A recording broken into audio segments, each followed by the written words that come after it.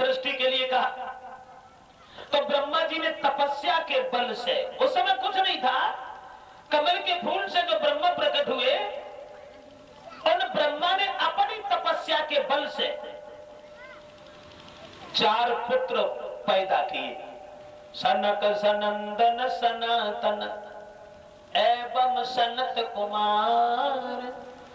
विश्वंभर का विश्व में था पहला अवतार।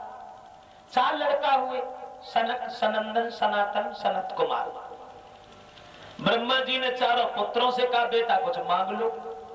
4 पुत्र कहते हैं पिताजी वरदान देना चाहते हो तो केवल इतना दे दो, जिंदगी भर हम 5 साल के बने रहे।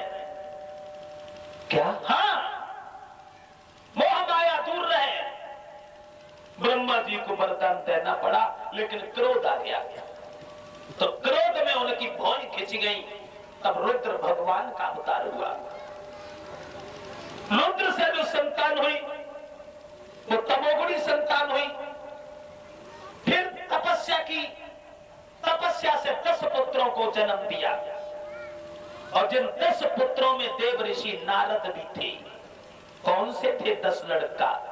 पुलह पुलस्त्य मारी चंद्रा नारद कृतवत्री कश्यप। 10 पुत्र होने के बाद सृष्टि फिर भी नहीं चली। तब ब्रह्मा जी ने एक लड़की को पैदा किया, लेकिन उस लड़की को देख के उनकी बुद्धि बदल गई। ब्रह्मा ने सोचा इस लड़की को हम अपनी पत्नी करके माने और संसार की सृष्टि हम ही चलाएं। तो नारद बोले तुम तो बिल्कुल अन्याय बात कर रहे हो। क्यों?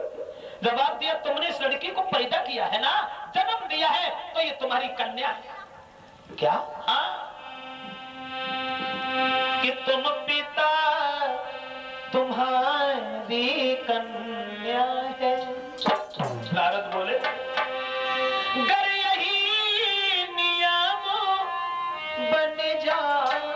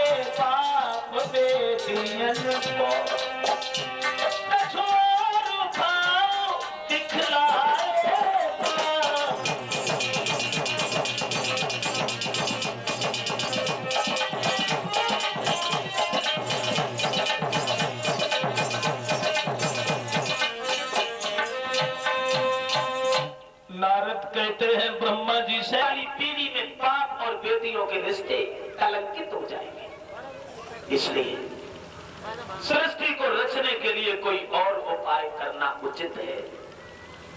ब्रह्मा जी ने कहा ठीक है। और शरीर को ही छोड़ दिया ब्रह्मा ने।